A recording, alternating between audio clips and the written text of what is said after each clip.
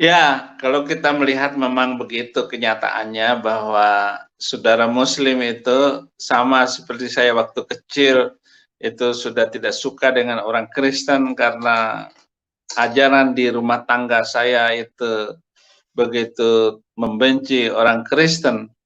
Eh, Kenapa membenci orang Kristen? Karena orang Kristen itu melanggar perintah Allah. Kenapa melanggar perintah Allah? Makan babi. Jadi karena orang Kristen itu makan babi, nah, itu di dinistakan, distigmakan bahwa orang Kristen itu kafir. Orang Kristen itu kafir karena makan babi, orang Kristen makan babi, ya najis. Maka innal musyrikina najasun, sesungguhnya orang musyrik itu najis. Innal kafiruna najasun, sesungguhnya orang kafir itu najis. Kenapa najis? Makan babi. Itu saja yang diputar, dibolak-balik, dibolak-balik. Itu. Sehingga dari kecil sudah ditanamkan seperti itu. Maka dewasa pun itu bencinya luar biasa kepada kekristenan. Saya berulang kali bilang bahwa Indonesia ini dulunya adalah ya Hindu dan Buddha. Kristen dengan Islam belum ada. Tapi sekarang kenapa kok yang ribut orang Islam dan orang Kristen? Gitu. Kenapa bisa begitu? Dan seterusnya. Nah, inilah yang saya bilang, kita harus membangun asas kehidupan kita berdasarkan Pancasila dan Undang-Undang Dasar 45 supaya kita mampu hidup dan membangun bangsa ke depan adalah bangsa yang mencintai hidup toleransi dan damai. Nah, itu yang perlu saya jawab kepada kita semua. Ataupun saya mau bilang bahwa undang-undang penistaan agama ini hanya untuk diberlakukan kepada minoritas. Yang mayoritas mana kena itu. Saya bukan nyinggung atau nyindir, memang sudah begitu. Itu. Hanya minta toa masjid dikecilin, Meliana yang di Medan sana itu masuk 1 tahun 8 bulan divonis oleh hakim. Sedangkan yang membakar gereja mereka, yang membakar vihara mereka, itu oleh hakim hanya dihukum 4 bulan. Itu. Hanya 4 bulan. Ada yang 7 bulan. Tidak sebanding dengan orang yang meminta hanya toa masjid dikecilin, lalu dianggap sebagai penista agama. Mana ada begitu? Inilah yang harus kita waspadai, inilah yang harus kita perjuangkan juga agar Indonesia ini hidupnya damai karena beda agama. Ya. Tetap damai di dalam agama. Ya, itu. Baik, ya. Oke. Kita akan lanjut dengan penanya yang sudah masuk. Selamat malam. Shalom Pak Hugo. Selamat malam. Ya. Selamat malam. Pak Halo. Hugo. Ya, silakan Ya. Pak Hugo mau bertanya sekarang. Oke, aku mau tanya tentang kitab Ulangan yang pasal ke-13 khususnya. Itu kan ada ayat di mana si Musa ya, dia bilang ke bangsa Israel untuk orang yang mengkhotbah tentang agama lain atau tentang Tuhannya yang lain itu harus di put to death atau dihukum mati ya katanya. Nah, itu bagaimana? Kenapa ada ayat seperti itu? Bagaimana konteksnya? Aku nggak ngerti konteksnya loh itu. Ya, konteks hukum dalam perjanjian lama, maka kita harus membacanya dalam Roma 6. Roma 6 ayat 7. Ya.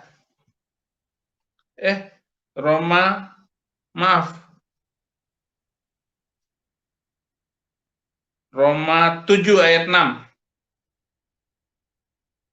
Roma 7 ayat 6.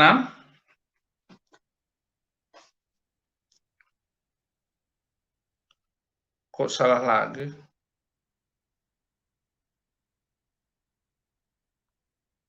Roma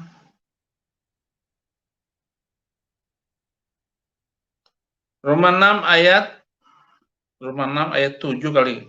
Lupa ingat saya. Maaf.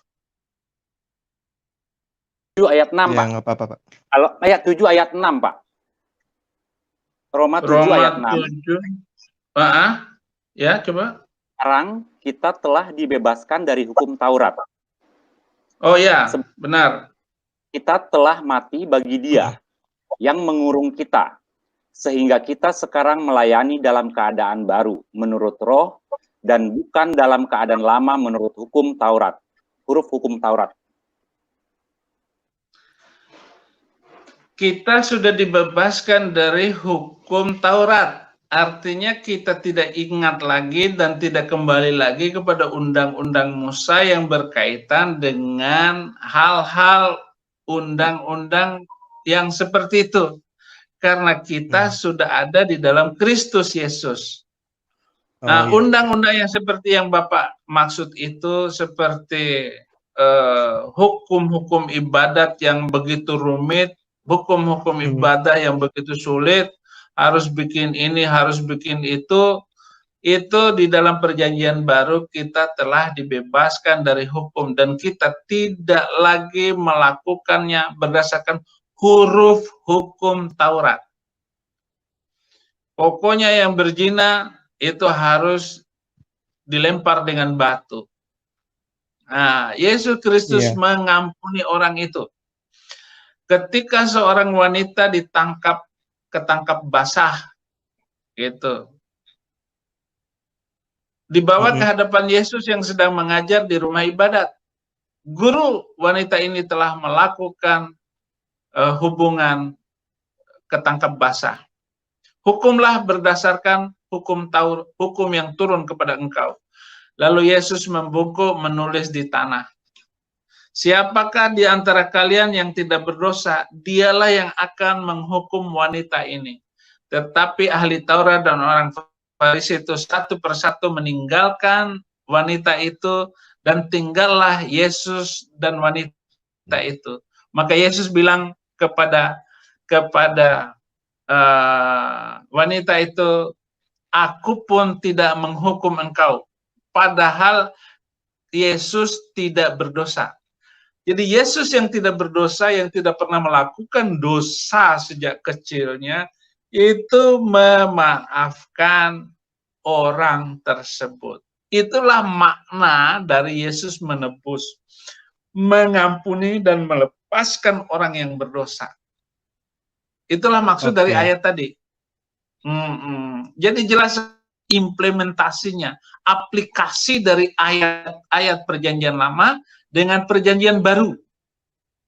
Karena hukum perjanjian baru itulah hukum kasih, hukum mengampuni dan hukum melepaskan. 1 Korintus 3 ayat 6. 1 Korintus 3 ayat 6. 1 Korintus 3 ayat 6.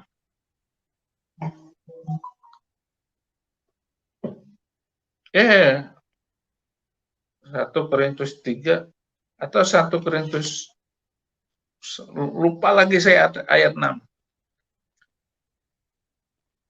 2 Korintus 3, mungkin begitu. 2 Korintus 3 ayat 6. Nah, ialah membuat kami juga sanggup menjadi pelayan-pelayan dari suatu perjanjian baru yang tidak terdiri dari hukum yang tertulis, tetapi dari roh, sebab hukum yang tertulis mematikan, hukum roh menghidupkan. Kalau kita ikut hukum yang tertulis di dalam perjanjian lama, karena perjanjian lama juga adalah kitab suci orang Kristen, mestinya kita harus membunuh orang yang membunuh, dan orang yang berzina kita lempar dengan batu sampai mati. Iya. Itu kalau menurut huruf hukum. Gitu. Ialah di sini Yesuslah yang membuat kami juga sanggup menjadi pelayan-pelayan dari suatu perjanjian baru. Perjanjian baru, perjanjian yang baru. Tidak ada lagi perjanjian yang baru daripada itu. Apalagi mengambil undang-undang perjanjian lama untuk dijadikan undang-undang baru setelah Alkitab, setelah perjanjian baru. Yaitu yang muncul 600 tahun setelah Yesus Kristus, itu adalah undang-undang dari Nabi dari Arab. Oke, Karena berarti itu ditulis semuanya. Ya, bagaimana? berarti yang di Ulangan 13 itu berarti kita maksudnya udah nggak usah diikutin lagi karena itu perjanjian lama Tuhan dengan bangsa Israel begitu ya? Ya, tetapi undang-undang hukum damai di dalam Bani Israel yang tertulis dalam perjanjian lama, undang-undang rohani, undang-undang etika, itu tetap dipakai. Maka dikutiplah undang-undang tulisan-tulisan Daud di dalam Mazmur, semuanya itu masih dipakai. Hal-hal yang berkaitan dengan sejarah tidak bisa dilupakan, dilepaskan. Sehingga Yesus bilang tidak satu iota pun ditiadakan. Yang tertulis tetap tertulis. Tetapi kita harus melihat contoh teladan dalam Yesus Kristus. Artinya, saudara-saudara Muslim itu ya nggak usah masuk Kristen, ikutin aja ajaran Yesus, sudah, bangsa ini akan damai sejahtera, begitu. Itu maksud saya. Ya, terima kasih ya Pak jawabannya. Ya. Sama-sama. Terima kasih. Kita lanjut dengan Pak Ben ya. Selamat malam, Shalom Pak Ben. Selamat malam. Suaranya masih kurang jelas nih Pak. Pak Ben. Halo, sekarang masih. Pak Ben. Terputus ya. Dengan penanya berikutnya. Dengan Pak Abraham, silakan. Malam, Pak Abraham.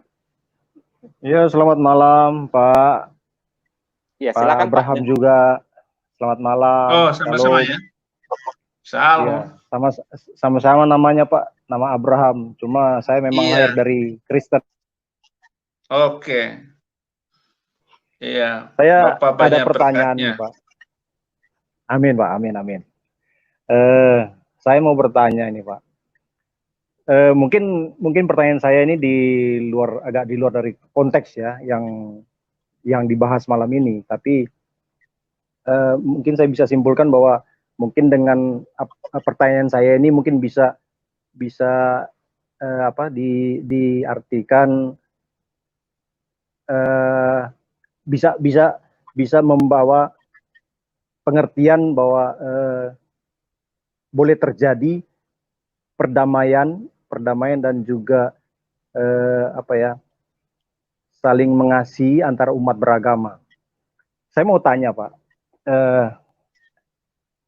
bagaimana dikatakan umat beragama lain itu tidak mendapatkan keselamatan dalam ibadah dia, dalam agama dia. Mungkin bisa dijelaskan, mungkin bisa diterangkan di dalam Alkitab. Karena saya berpikir begini Pak, di Alkitab juga kalau tidak salah kan ada dikatakan intinya apabila kamu selamat, lakukan perintah Tuhan, yaitu kebaikan. Nah, seandainya umat beragama lain melakukan perbuatan-perbuatan baik, ya, perbuatan-perbuatan baik yang tidak aneh-aneh lah, yang pokoknya baik dan berkenan pada Tuhan. Ya. Bisa nggak umat itu mendapatkan keselamatan gitu Pak? Mendapatkan keselamatan tapi menurut ajaran mereka, agama mereka gitu Pak. Mungkin bisa dimengerti Pak. Ya. Ya. Di keyakinan yang lain, semua agama-agama mengatakan bahwa kalau masuk surga itu harus banyak berbuat baik. Kalau berbuat jahat, ya masuk neraka. Itu keselamatan menurut agama lain. Bahkan di dalam Islam sekalipun, Nabi ditanya oleh orang Yahudi dan orang-orang Nasrani, "Ya Rasulullah, apakah engkau juga selamat?" Maka turunlah Al-Quran surat ke-46 ayat 9.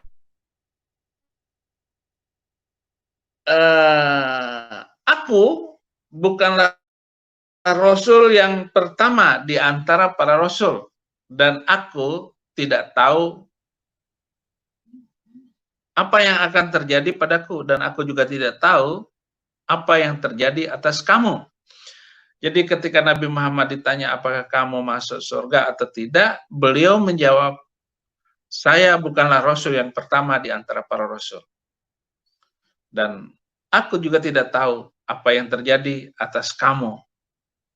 Artinya Nabi Muhammad sendiri tidak tahu nasibnya apakah dia masuk surga atau tidak.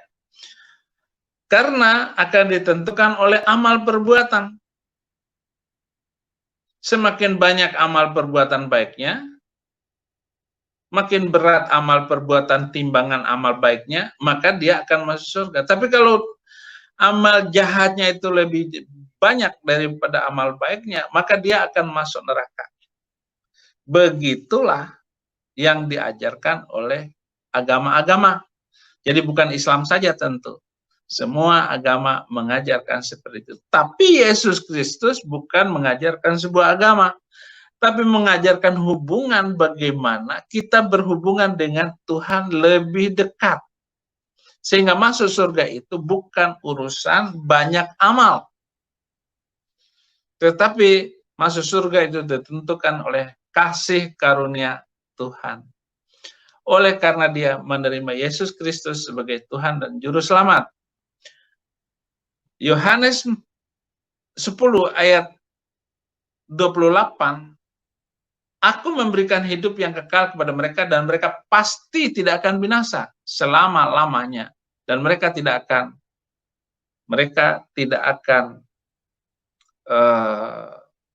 satu orang pun yang mengambil dari tanganku.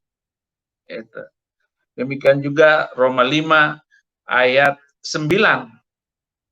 Lebih-lebih karena kita sekarang telah dibenarkan oleh darahnya, kita pasti akan diselamatkan. Pasti akan diselamatkan dari murka Allah. Sebab jikalau kita ketika masih seteru diperdamaikan dengan Allah oleh kematian anaknya, lebih-lebih kita sekarang telah diperdamaikan. Jadi kita menerima Yesus, seorang yang menerima Yesus itu berdamai dengan Allah. Berdamai dengan Allah, itulah tanda perkenanan Tuhan. Artinya syarat masuk surga. Maka dikatakan di sini, di ayat 10-nya, pasti akan diselamatkan oleh hidupnya. Jadi Yesus yang mati, kemudian hidup kembali pada hari ketiga, maka pasti kita diselamatkan. Jadi dasarnya adalah karena terima Yesus Kristus. Demikian juga di Yohanes 6 ayat 47. Yohanes 6 ayat 47. Aqulu lakum man amana ilayya fa alaihi hayatul abadiyah. Berkatalah Yesus, aku berkata kepadamu, barang siapa, sesungguhnya barang siapa yang percaya, ia mempunyai hidup yang kekal. Jadi dasar di dalam Kristen itu karena kasih anugerah itu adalah menerima Yesus Kristus untuk memperoleh hidup yang kekal. Jadi bukan karena banyak amal, bukan karena banyak pesawat, bukan karena kaya raya, bukan karena ganteng, bukan karena pintar ngomong masuk surga. tetapi diselamatkan karena terima Yesus Kristus. Begitu juga di dalam Kisah Rasul 4 ayat 12. Kisah Rasul 4 ayat 12. Itu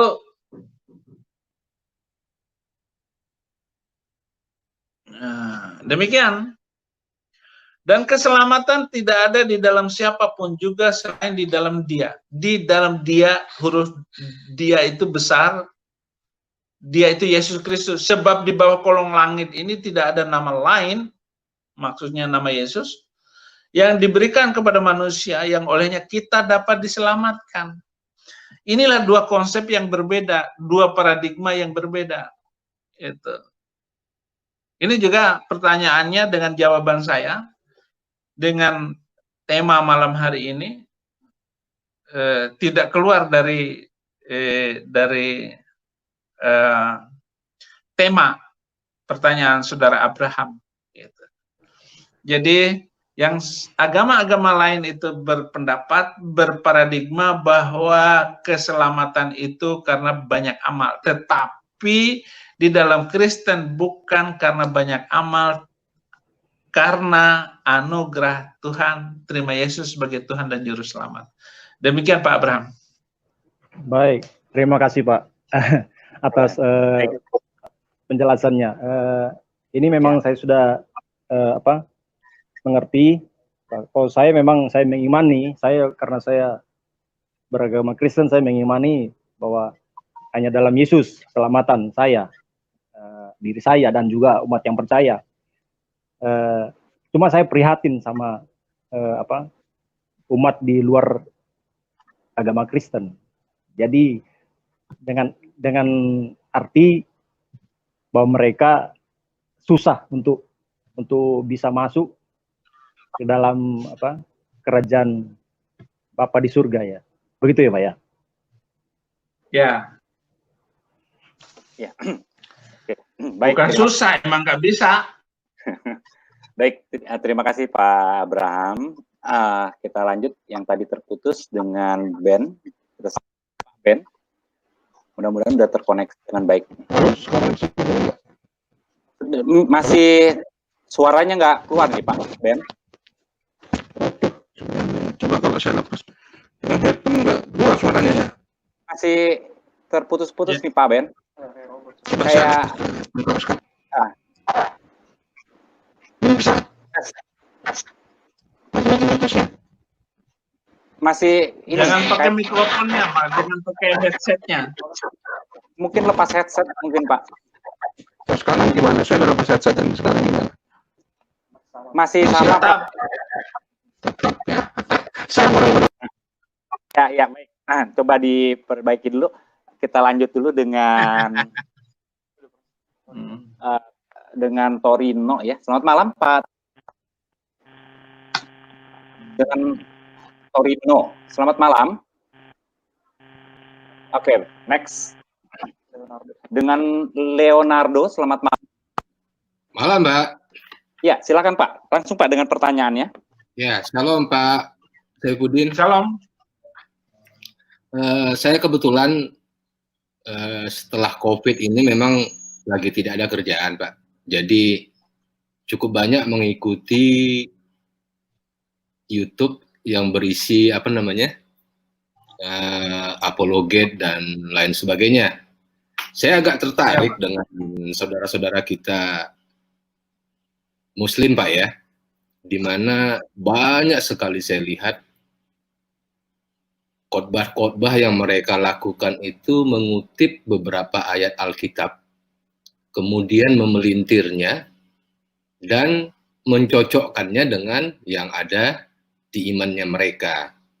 Nah, ini saya teringat ya Pak, saya juga baca Alkitab di Kejadian 3, bagaimana saat iblis mencobai Hawa dengan menggunakan ayat Alkitab, firman Tuhan, kemudian memelintirnya sehingga manusia jatuh ke dalam dosa. Juga pada saat Tuhan Yesus dicobai di Matius 4 oleh iblis dengan menggunakan firman Tuhan, memelintirnya Namun dia tidak berhasil. Kalau Hawa dia berhasil. Artinya Tuhan Yesus tidak bisa dicobai oleh iblis. Nah, saya nggak ngerti, ini bukan terjadi hanya di Indonesia saja ya Pak ya. Bahkan di luar negeri pun banyak sekali para scholar itu ahli agama Islam yang melakukan hal tersebut. Apakah, saya ingin bertanya ke Pak Saifuddin ini selaku yang pernah beriman di Islam ya Pak, apakah ini memang merupakan salah satu ajaran Islam untuk mengutip ayat-ayat Alkitab, memelintirnya, kemudian mencocok-cocokkannya dengan iman yang dipercayai? Mungkin itu dulu Pak.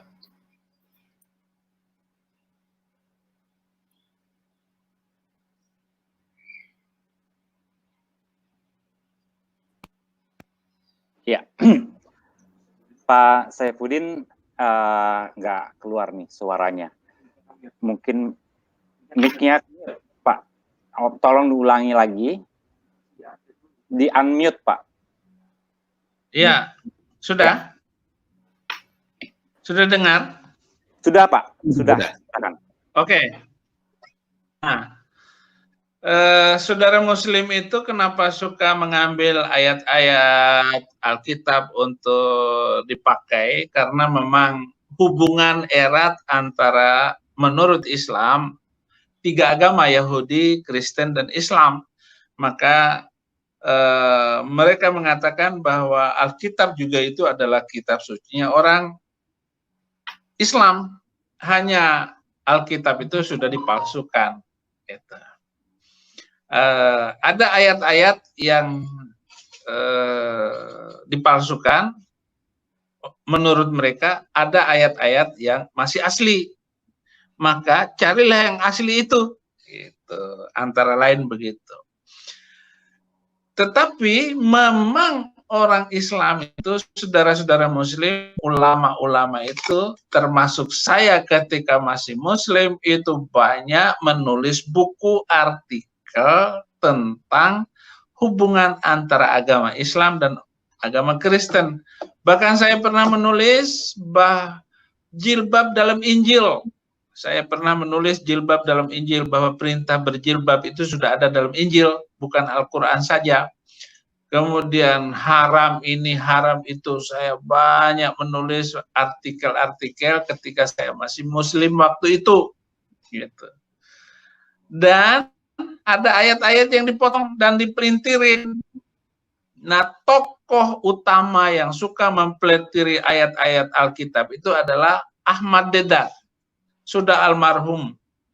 Dan dia khutbah terakhirnya di Sydney, di Australia, ketika itu, dan dia menghina Yesus Kristus dan menghina Alkitab.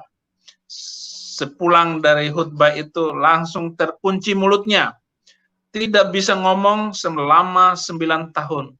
Seluruh harta kekayaan yang dia peroleh dari khutbah-khutbah dia, debat-debat dia di Eropa, Amerika, dia sangat terkenal waktu itu, bahkan mendapatkan hadiah dari Raja Arab Saudi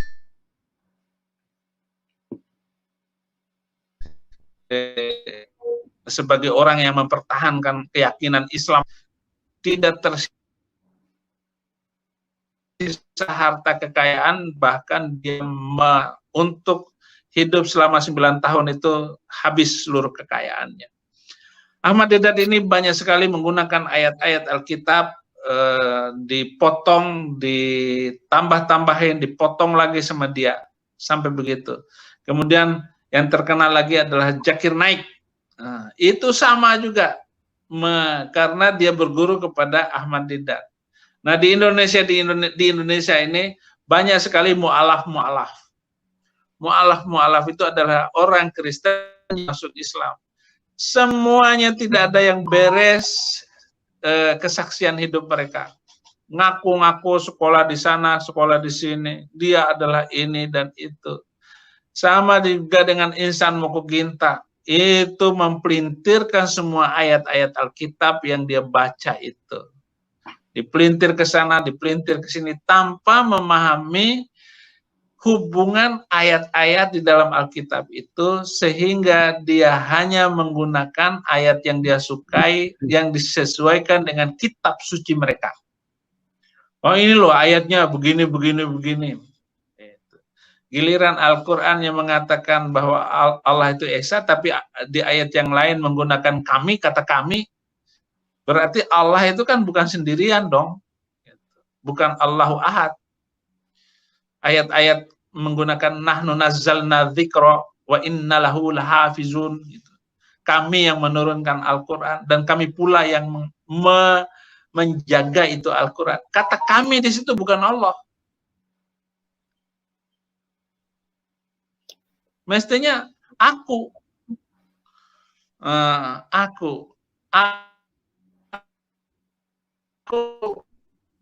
yang menurunkan Al-Quran dan aku pula yang menjaga.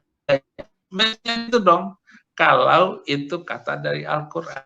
Ini salah satu contoh yang oleh insan Mokuginta dipakai ayat-ayat untuk mempelintir Alkitab. Tapi para mu'alaf itu menggunakannya sesuka hatinya untuk pelintirin ayat-ayat itu, tanpa melihat sejarah dan kedudukan di mana ayat itu diucapkan. Demikian Ya, makasih Pak. Jawaban saya. Makasih Pak Saifuddin.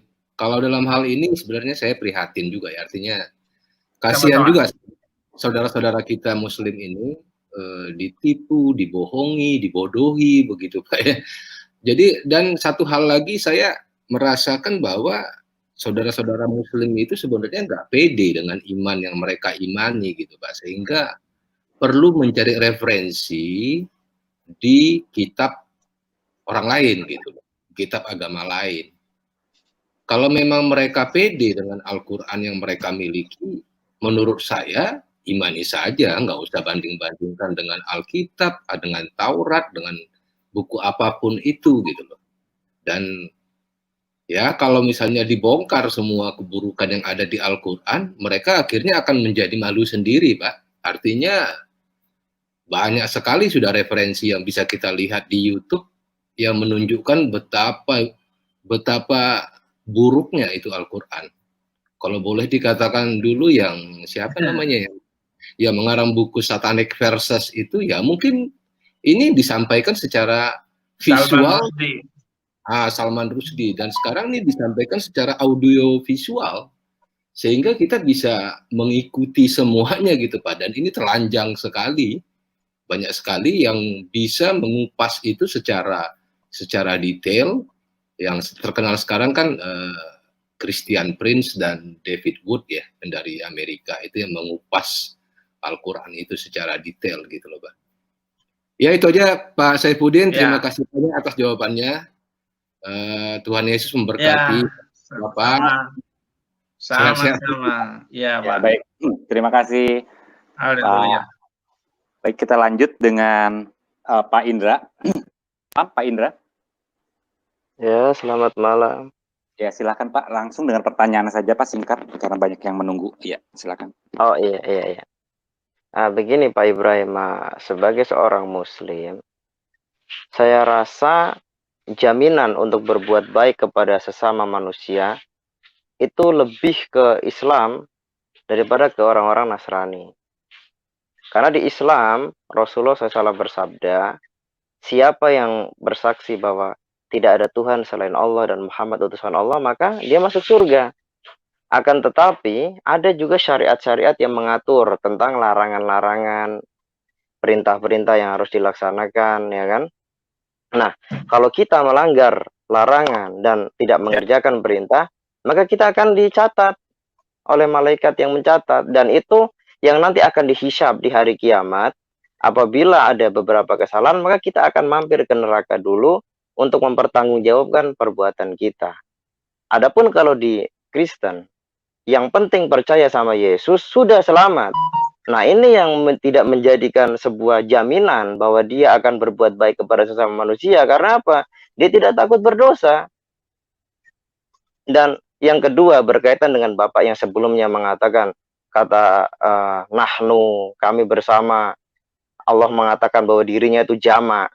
Yaitu kalau kita bicara Alkitab dalam bahasa Ibrani, belesonot Ibriot, maka itu diulang-ulang juga Allah menunjukkan kejamaannya dengan kata apa?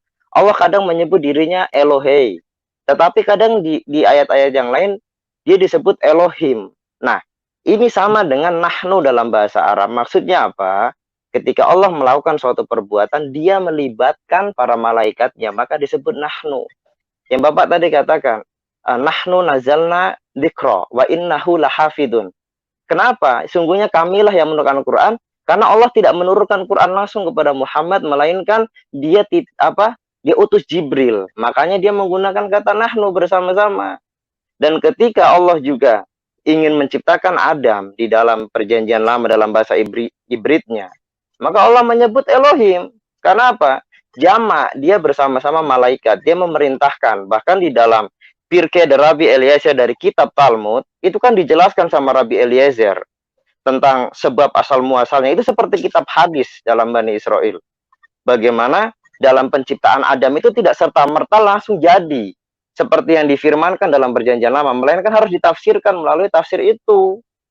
Nah, tafsirnya bagaimana? Allah mengutus, Elohim mengutus siapa? Malaikat untuk turun ke bumi mengambil tanah yang terbaik. Diangkat ke langit, dibuatlah bentuk seperti Adam, dan pada saat itu belum ada nafas. Kemudian Allah tiupkan nafasnya, maka Adam pun hidup. Nah, itu juga Allah menggunakan kata Elohim. Jadi ini perlu dimaknai. Apakah Anda tidak mengetahui bahasa Ibrani? Apakah Anda hanya mengandalkan terjemahan LAI yang penuh kontroversi itu, Pak? Ya, sekian saja. Ya, terima kasih. Itu kan hanya menguatkan penjelasan saya. Ya, terima kasih.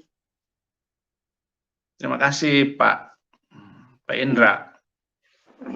Ya, baik. Ada lagi? Pak Indra? Ya, kita lanjut. Sudah putus. Dengan Pak Samsud. Pak Sam. Selamat malam, Pak Sam. Selamat malam, Pak. Pak Murtadin ini. Ya, begini Pak, saya lagi buka-buka ini Kodeks Vatikanus ini di Wikipedia ini. Di sini ada datanya bahwa kitab Wahyu itu tidak tercantum ini, Pak. Jadi kitab aja nggak bisa berubah-ubah gitu. Gimana mau jaga kebenaran kalau kitab ini berubah-ubah gitu, Pak? Simpel aja sih, begitu aja. Ini Kodeks Vatikanus berasal dari abad ke-4 Masehi. Katanya ini juga. Nah, ini menurut Bapak gimana, Pak? Iya. Alkitab yang ada sekarang, yang ada di tangan orang Kristen dan orang Islam ini, itu sudah hukum ya yang sudah ditetapkan. Gitu. Kalau dibilang nggak ada, ya itu terserah mereka. Yang kami percaya yang ada ini. Kalau Anda bertanya bagaimana bisa dipercaya, ya biar saja yang mau percaya, yang enggak. Gitu saja. Kalau Anda nggak percaya, nggak apa-apa. Kalau kami percaya ya wahyu itu adalah ya wahyu yang terakhir. Maka di kitab Wahyu pasal 22 itu dan ayat 18 sampai ayat 21 itu wahyu bagian terakhir, bagian penutup dari seluruh wahyu mulai kitab Kejadian sampai kepada wahyu yang terakhir itu. Itu yang kami percaya. Kalau Bapak berkata bagaimana kami mau percaya, terserah. Yang nggak percaya, yang percaya. Jadi begitu, Bung. Enak saja, nggak usah susah-susah. Jadi yang Bapak salah mau percaya syukur terdahulu ya. Bagaimana? Jadi yang salah ini kitab yang terdahulu itu ya, yang dari abad ke-4 ini Kodeks Vatikanus, Pak. Jadi kitab Kodeks Vatikanus ini yang salah ya, Pak ya? Yang benar itu kitab yang terbaru ini ya. Begitu ya? Nggak usah nanya sama saya, mau percaya atau enggak, sudah, begitu saja. Ya oke lah, terima kasih gitu aja. Oke, baik. Oke, baik. Terima kasih. Kita lanjut dengan Excel. Selamat malam. Selamat malam, Excel. Sekali lagi ya. Selamat malam, Excel. Oke. Di mute ya. Oke, kita next dulu dengan Pak Nur. Selamat malam, Pak Nur. Ya, selamat malam. Ya, silakan Pak, langsung dengan pertanyaannya, Pak Nur. Saya nih. Ya. Oh ya.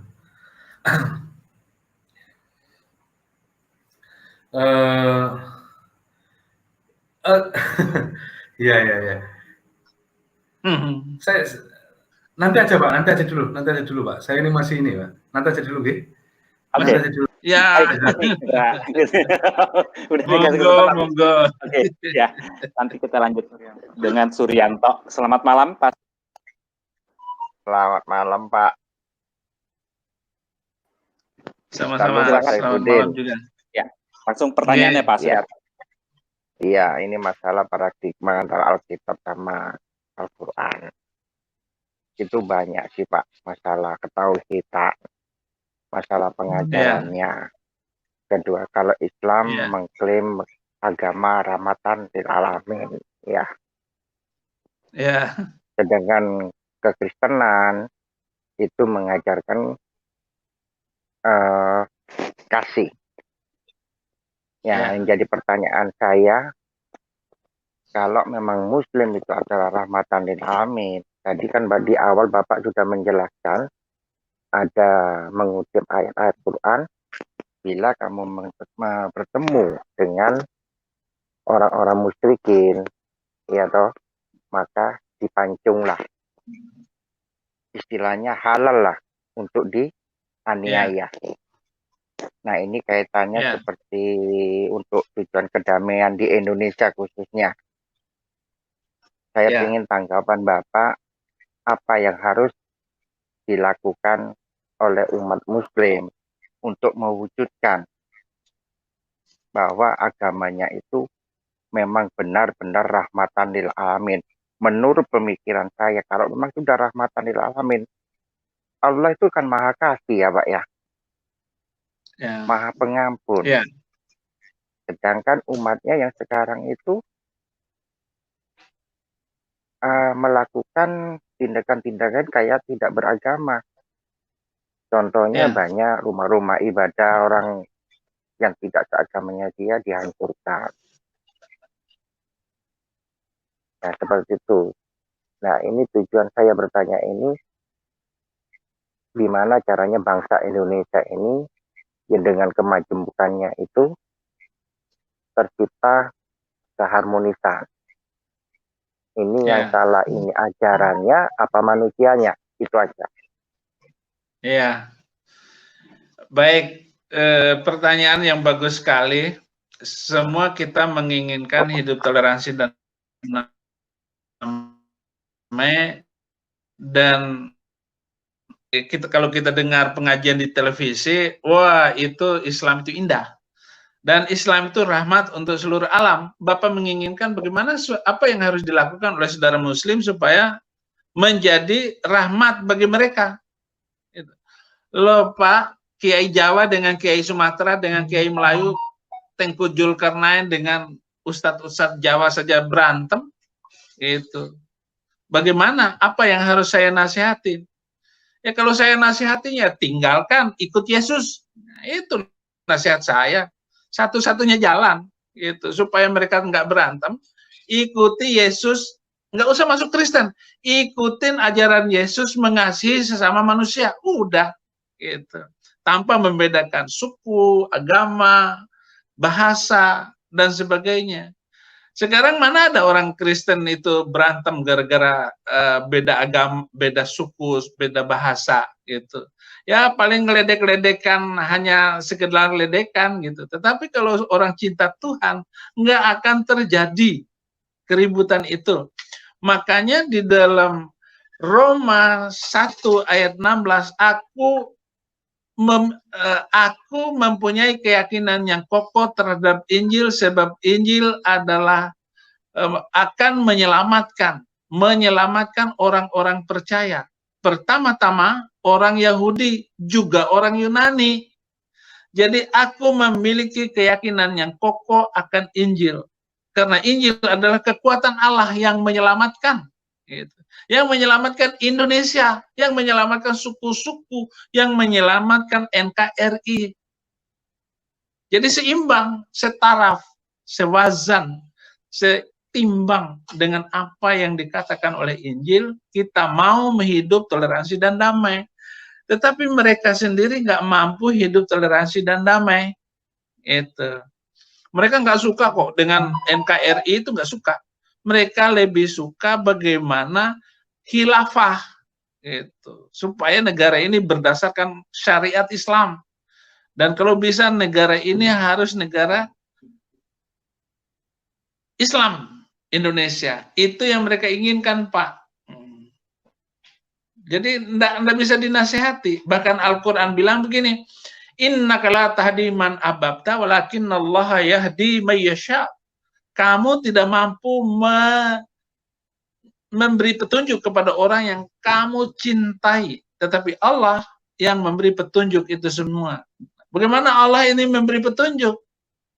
Sementara mereka saling bertentangan. Kalau begitu yang salah mana? Saya tidak mengatakan salah orangnya, gitu. Pasti pedomannya. Kalau orang Kristen ini begini, itu karena kitab sucinya. Kalau orang Islam itu begitu, itu karena kitab sucinya. Kalau orang Hindu itu begitu, itu karena kitab sucinya. Gitu. Karena kitab suci itu adalah pengendali yang tersembunyi di balik orang itu. Yang mengendalikan mental orang itu adalah kitab sucinya. Dan contoh daripada tokoh-tokoh pemimpin agamanya. Maka kalau orang Kristen itu saling berantem, nanti akan berantem terus generasi ke bawah. Oleh karena itu, saya mengajak orang-orang Kristen agar berhenti dari keributan masalah apapun. Mari kita membangun Indonesia bagi Kristus. Jadi begitu, Pak. Pertanyaan yang bagus sekali, terima kasih. Oke, agar Pak. kita Mudah-mudahan bangsa ini menjadi bangsa yang damai, Pak. Iya.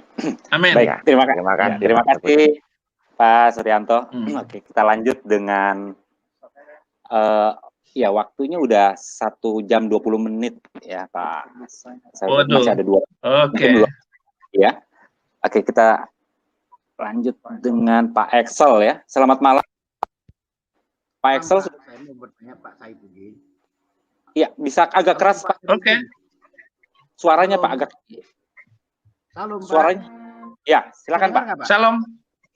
Salam. Saya mau bertanya, waktu Bapak dulu waktu masih Muslim, apakah ayat mutah itu masih dipakai, Pak? Ayat mut'ah? Iya. Yang dimakan kambing di bawah tilam itu. Waktu Nabi Muhammad lagi meninggal, Aisyah sibuk ngurus suaminya, kambing masuk, Pak. Katanya makan ayat itu. Apakah itu masih dipakai di agama Muslim waktu Bapak Muslim dulu? Itu aja, Pak. Ayat itu tidak ada di dalam Al-Quran sekarang ini. Naskah yang dimakan kambing itu sudah hilang zaman itu. Karena yang menceritakan adalah hadis, adalah Aisyah yang menyimpan mashaf, lembaran ayat-ayat itu yang dimakan kambing. Jadi nggak ada di dalam Al-Quran sekarang ini. Bahkan mashaf yang ditemukan di Sana'a, di Yaman, juga nggak ada di dalam Al-Qurannya orang Indonesia. Al-Qurannya kaum Sunni. Al-Quran yang ada di tangan saya juga adalah Al-Quran bagi orang Sunni. Sunni itu adalah orang Muhammadiyah, NU, bahkan seluruh Indonesia ini adalah orang Sunni. Al-Qurannya orang Syiah itu digunakan oleh orang Syiah sendiri dengan terjemahannya sendiri dan penafsirannya sendiri.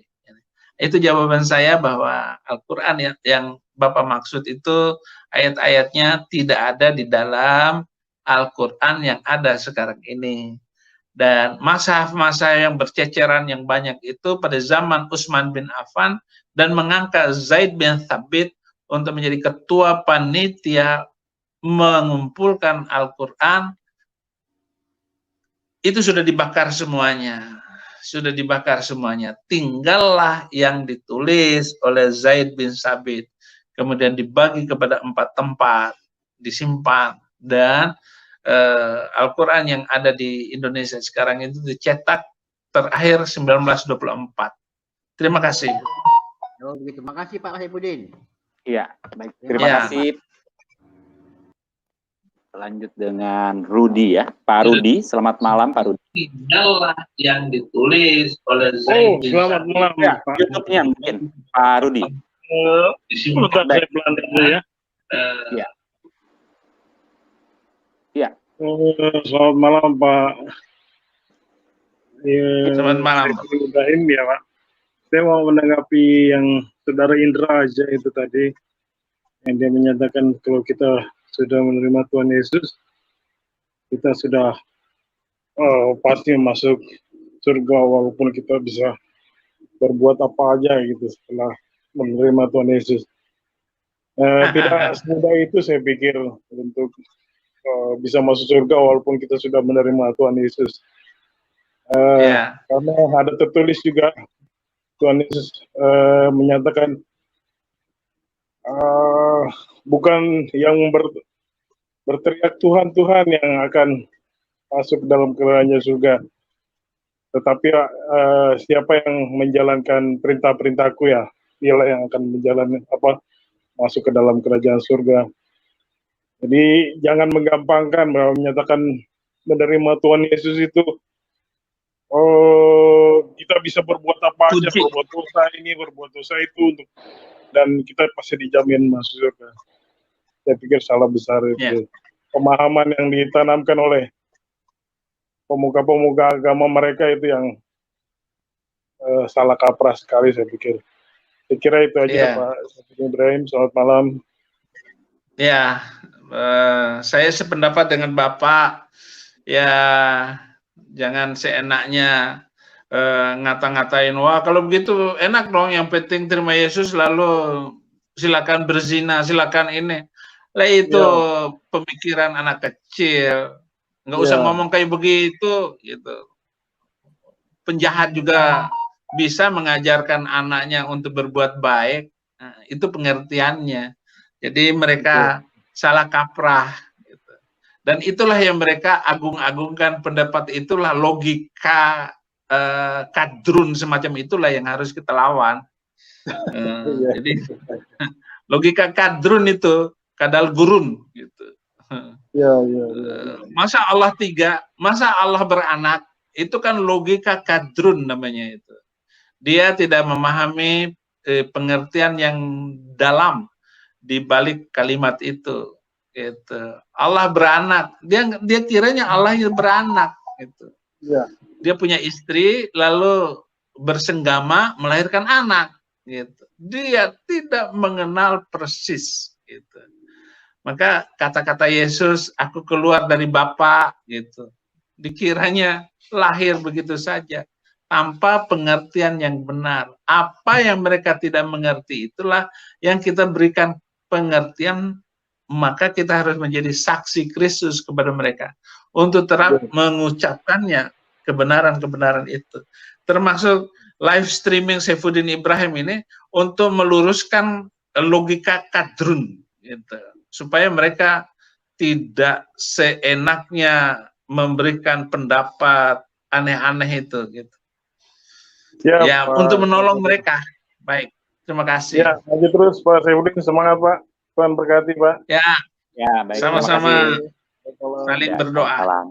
Oke, kita lanjut dengan Pak Batu Ara, silakan. Pak Batu Ara. Pak Batu Ara. Ya, selamat malam silakan. Pak Saifuddin. Bertemu lagi kita. Haleluya. Ya, jadi saya mau menanggapi pertama dulu pernyataan Pak Indra tadi, gimana Alkitab itu diterjemahkan ya, dari bahasa Ibrani tadi ya. Jadi Alkitab itu diterjemahkan bukan berdasarkan analisis begitu, tapi berdasarkan komunikasi, bahasa komunikasi gitu. Jadi kalau saya kan kebetulan saya menggunakan Alkitab dan Bibel bahasa Batak.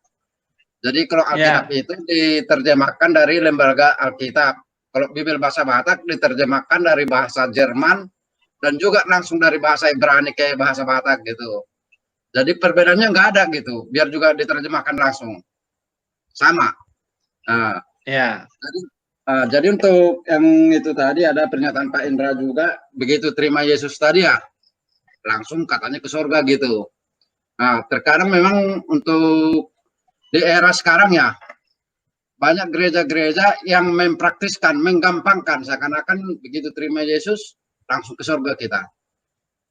Mereka sangat jarang mengajarkan bagaimana melihara ajaran-ajaran Yesus dulu kan gitu. Bagaimana kita melihara firman Tuhan itu dulu setelah kita terima Yesus. Nah, baru kita mau mengarah ke surga gitu.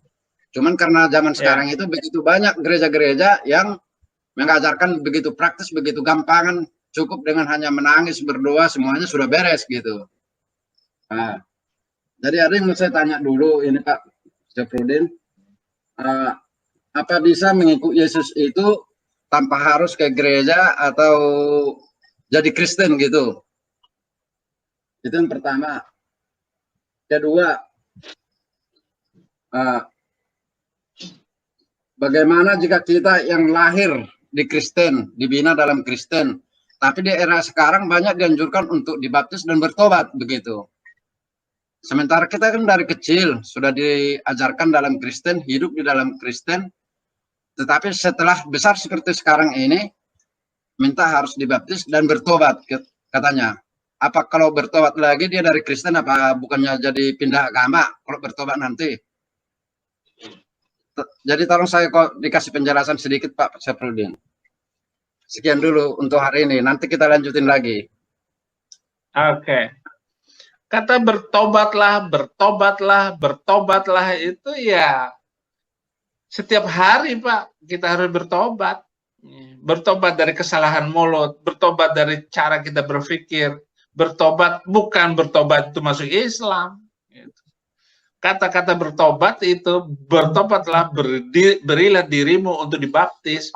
Itu adalah kalimat-kalimat yang memang digunakan oleh orang Kristen dari awal sampai sekarang. Kata bertobat itu dari gelap kepada terang, dari berbuat jahat kepada berbuat baik. Itu dari niat-niat jahat kita. Kita kan punya niat-niat jahat, Pak. Nggak usah orang Islam, nggak usah jemaat, pendeta juga banyak yang berbuat jahat. Iya, walaupun kita dalam Kristen, yang bertobat itu adalah hidup baru, roh yang baru, jiwa yang baru. Hidup baru itu menunjuk kepada pertobatan yang murni, pertobat yang sejati. Petobat yang sejati itu dia harus berdoa, dia harus punya Alkitab, dia harus bergereja, dia harus berkomunitas, dan dia harus bersaksi. Itu namanya bertobat.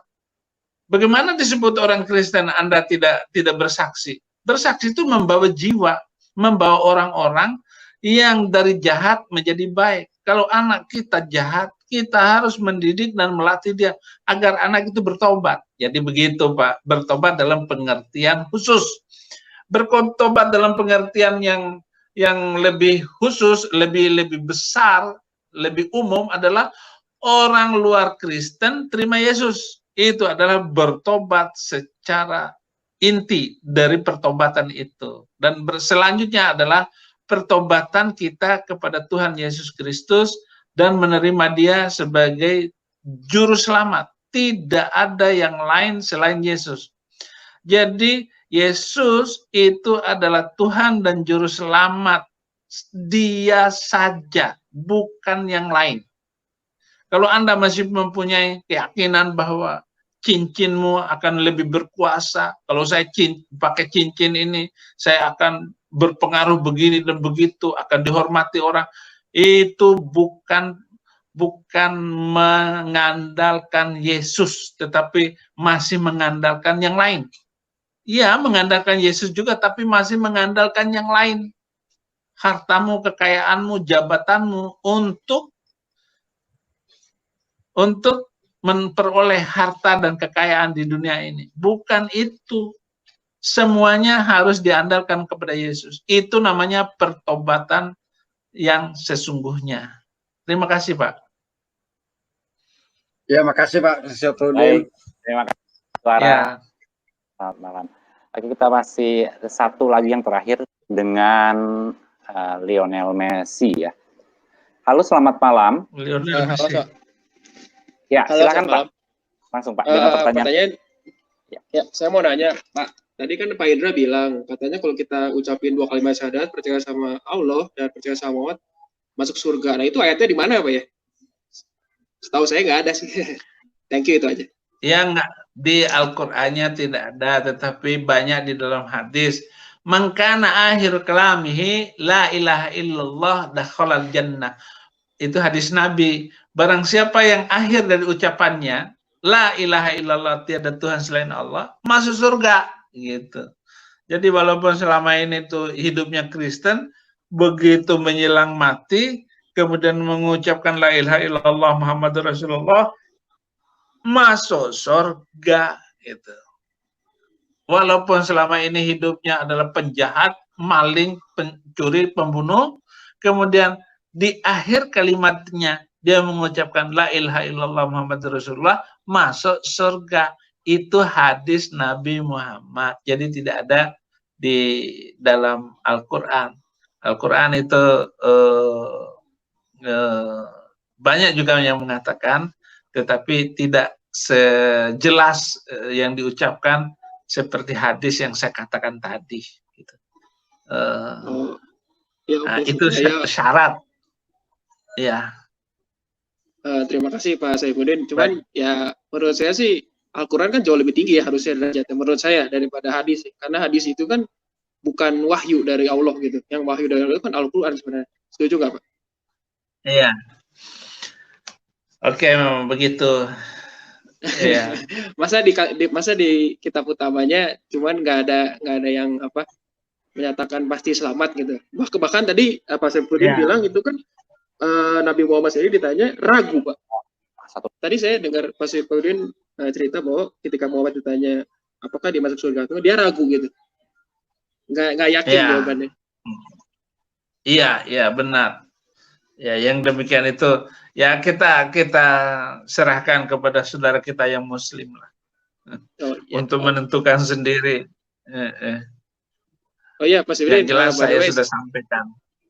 Ya, Pak Saifuddin, terima kasih. Saya udah banyak belajar dari Pak Saifuddin dan mungkin sekitar saya ikutin Pak Saifuddin sekitar 1 tahun dan saya sudah mulai menginjili Pak. Bagus. Dari belajar dari Pak Saifuddin saya sudah mulai menginjili juga. Dan sudah ada beberapa yang terima Tuhan Yesus. Saya ikutin ajarannya, jadi nggak penting dia masuk agama apa, yang penting dia terima Tuhan Yesus. Percaya kepada Tuhan Yesus, dia melakukan apa yang Tuhan Yesus katakan. Contohnya, kasihlah musuhmu. Nah, kita lihat orang ini terima Tuhan Yesus, tapi mengasihi orang lain nggak? Kalau dia tidak mengasihi orang lain, ya udah berarti dia bukan murid Tuhan Yesus. Saya ajarkan intinya itu, untuk mengikuti perintah Tuhan Yesus dan melakukannya. Intinya itu, bukan agama. Agama tidak menyelamatkan.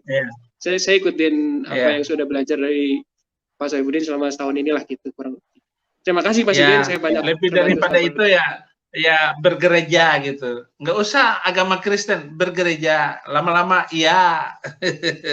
mengajak orang lain terima Yesus lagi gitu. Iya. Baik, terima kasih Pak. Ya, sama-sama. Ya, sama-sama.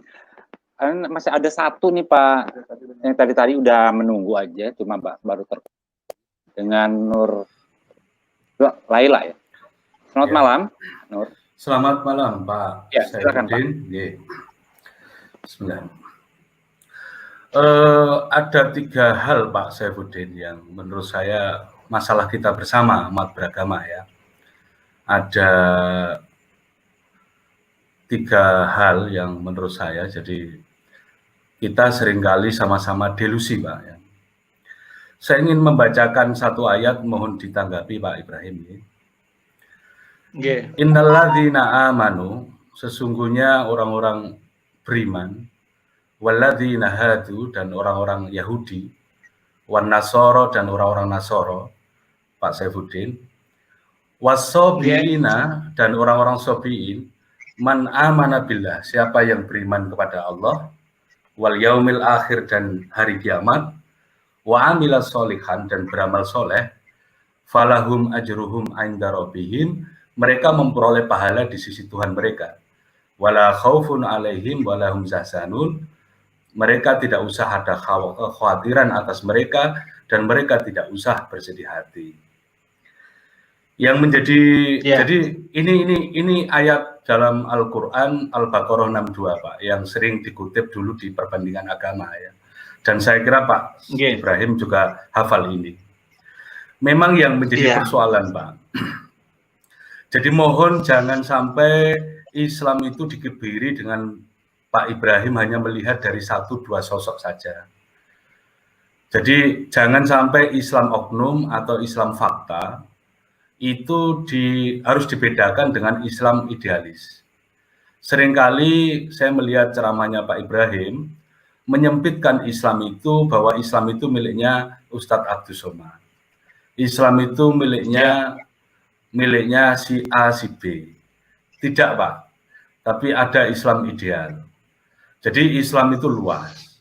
Jadi jangan sampai kemudian perbincangan-perbincangan ini malah bukan mencapai kedamaian gitu loh, tapi malah perpecahan yang ada di Indonesia ini. Jadi saya kira itulah yang menjadi sama halnya ketika Pak Ibrahim ini menyampaikan Islam, ya Islam ala Pak Ibrahim. Dan belum tentu itu Islam yang sesungguhnya. Sama artinya Islam menurut penafsiran Pak Ibrahim. Nggak ada bedanya dengan Abdus Somad. Itu Islam menurut penafsiran Pak Abdus Somad. Nah, ini saya kira. Tetapi yang paling penting adalah jangan sampai kemudian oknum-oknum baik itu Islam atau di agama lain atau dimanapun itu kemudian menjadi sesuatu yang selalu diobok-obok, yang terjadi nanti bukan perdamaian, Pak, tetapi kita umat ini akan semakin runcing di dalam permusuhan mereka. Saya kira itu sekaligus mohon tanggapan dan mohon ini pada Pak Ibrahim. Terima kasih, Pak. Ya, saya senang sekali Bapak mengutip ayat itu. Tetapi kalau mengutip ayat itu juga, maka di surat Ali Imran ayat 103, 102, ya ayyuhalladzina amanu, ya ayyuhalladzina amanu taqullaha haqqa tuqatih wa la tamutunna illa wa antum muslimun. Gitu. Hai orang-orang yang beriman, bertakwalah kepada Allah. Dan jangan mati kecuali dalam keadaan Islam. Gitu. Nah, Islam yang mana? Rasulullah mengatakan bahwa Islam itu pecah jadi 73 golongan. Hanya satu yang masuk surga. Siapakah ya Rasulullah? Ahlus sunnah wal jamaah. Yaitu orang yang keluargaku, orang yang ikut sunnahku dan berjemaat. Gitu. Itu juga tidak ada kriteria, tidak ada jelasnya. Siapakah yang masuk surga di antara sekian banyak itu? Gitu. Memang pernyataannya bias dan menerjemahkan, menafsirkannya juga bias terhadap hadis itu. Jadi kalau ayat yang Bapak bacakan, saya senang sekali. Karena itu ayat yang menunjang NKRI. Tetapi ayat yang lain, yang saya bacakan tadi, itu bisa juga menjadi penyebab kita ribut dan seterusnya. Begini, saya senang kalau kita mengatakan bahwa jangan sampai agama ini memecah belah umat di Indonesia ini, gitu. Apalagi kalau sampai gereja dibakar, apalagi kalau pendeta dibunuh, apalagi kalau kita melakukan persekusi. Sudah cukup, Pak. Agama-agama di dunia ini sudah mengalirkan darah di atas tanah dari zaman ke zaman. Mari kita membangun dan mendukung Presiden Jokowi ini untuk menyatukan Indonesia yang lebih damai ke depan, begitu. Tapi kalau seperti yang terjadi sekarang ini, ada yang viral baru-baru ini, itu adalah video dari Tengku Zulkarnain ketika dia ceramah di Medan. Itu sudah lagi viral ini, Pak, begitu. Saya setuju dengan Bapak dan saya terima kasih sekali Bapak sudah akun Bapak, Pak Nur, terima kasih banyak. Nggih, matur nuwun sangat. Saya tambah satu, Pak. Bukankah di Kristen kita juga hafal, Pak, extra ecclesia nulla salus, Pak. Tidak, di luar gereja tidak ada keselamatan. Nggak ada bedanya, ada ayat-ayat eksklusif di dalam Islam, di Kristen pun ini menjadi berabad-abad, ungkapan ini pun dipegang oleh kelompok lain. Jadi saya kira ini adalah kesadaran kita bersama bahwa di ruang-ruang eksklusif teologi itu kita tidak bisa ketemu, Pak. Tetapi di masyarakat Indonesia ini, mari kita pertontonkan ruang-ruang ayat-ayat inklusif, ayat-ayat pluralis yang kita bisa hidup sebagai bangsa Indonesia. Saya kira itu, Pak. Saya senang dengan Gus Dur kalau begitu, Pak. Presiden Gus Dur itu adalah wali bagi bukan sekedar presiden, tapi dia adalah wali yang menjelma menghidupkan untuk boleh hidup toleransi dan damai. Orang Cina yang nggak boleh main kentrung, yang nggak boleh melakukan adat istiadatnya, mereka pun boleh semuanya. Saya berharap seperti yang Bapak katakan itu. Memang kenapa inklusif hanya orang Kristen yang masuk surga? Memang itu ayatnya. Tidak bisa kita mengatakan lebih daripada itu. Tetapi kita bandingkan ajaran itu. Sekarang siapa yang lebih damai dan toleransi? Gitu. Kalau ada bencana alam, siapa yang duluan untuk melakukan, membantu orang situ? Agama mana? Gitu. Gitu saja kita menilainya. Kalau kita menilai dari teologinya, ya memang nggak pernah sama, nggak akan ketemu. Gitu. Nggak akan ketemu. Nggak akan bisa bersatu. Tetapi kami orang Kristen, kalau kami yang sudah beragama, keyakinan Kristen, oh digandeng siapa saja boleh. Gitu. Kalau satu pulau itu ditaruh di sana, orang Kristen, orang Hindu, orang Buddha, nggak ada Islamnya, gitu. Kemudian ada satu pulau, taruh orang Islam di situ, pulau kosong kita taruh orang Islam. Mana pulau yang lebih maju? Pulau yang nggak ada orang Islamnya dengan pulau yang ada Islamnya. Gitu saja maksud saya. Itu hanya perumpamaan, Pak. Hanya analogi saja. Hanya cerita saja, Pak. Nggih. Matur nuwun Mas Nur. Nggih. Gitu saja. Nggih. Terima kasih, Tuhan Yesus memberkati. Matur nuwun Mas Nur.